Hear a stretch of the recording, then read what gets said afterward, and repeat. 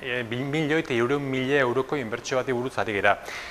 Ekimena udalena izan zen, eskualdeko udalena izan zen, eta finantzazio lotu egin zen hasieratikan 100%.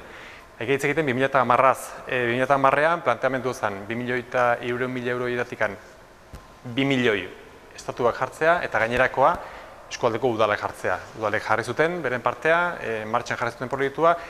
Madriletikan ere lehenengo milioia jaso zen, ondorioz obrarekin hasi beharra zegoen, izan ere bigarrengo ere ja lotuta zegoen, bigarren milioia ere, baina horra hasi ziren arazoak gobernu aldaketa baten ondorioz, erabaki zen Madrilen, subentzio nominatibo guztiak, momentu hortan indarrean zeudenak, bertan bera geldituko zirala.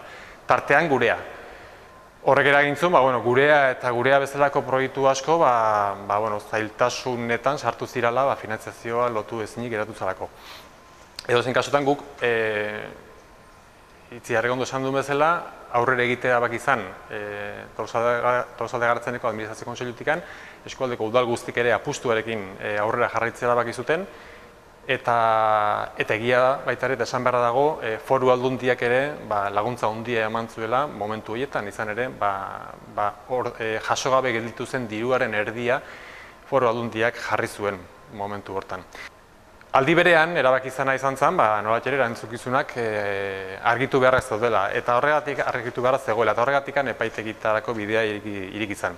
2012an Madrileko bigarren milioia jasoko etzela jakin genuen bezain pronto, salaketa jarri genuen Espainiko gobernuaren aurka, kasu honetan ekonomia eta ogasuneko eta lehiakortasuneko ministeritzaren aurka. Epaiketa horrekin aurrera jarraitu genuen, da 2014an gure aldeko ebazpena atera zen, zutegi nazionalean.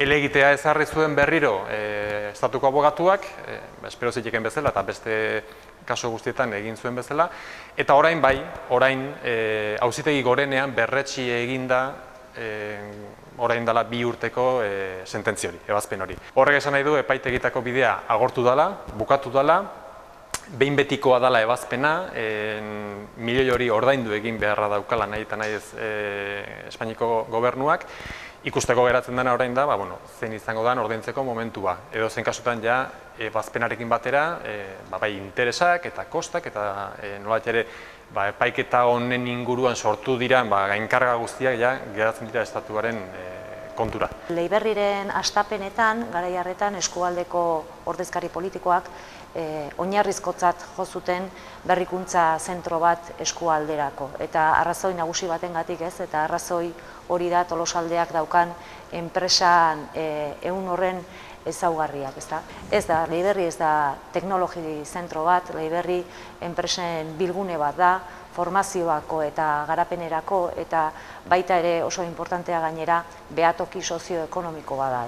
Ja urte batzu bada 3 urte lanean Tolosaldea Garatzenen referente eraikin bezala izan daitekena eta Tolosaldea garatzeko, bere lana garatzeko referente den bezala, ez bakarrik berak sortutako edo ekimenentzako, baizik eta bai Eusko Jaurlaritzak, Foru Aldundiak eta Esprikek enpresa inguruan da dauzkan ekimenak ere garatzeko eraikin eta euskarri bat dela. Bere garaian aurre egiteko apustu egin zutenei eskerrak eman eizkiegula epaitegietara jo dutelako eta eraikina bukatzeko lanak egiteko hartu zuten konpromisoa eta lan egin duten guztiei ere eskerrak eman diet hau gauzatu delako.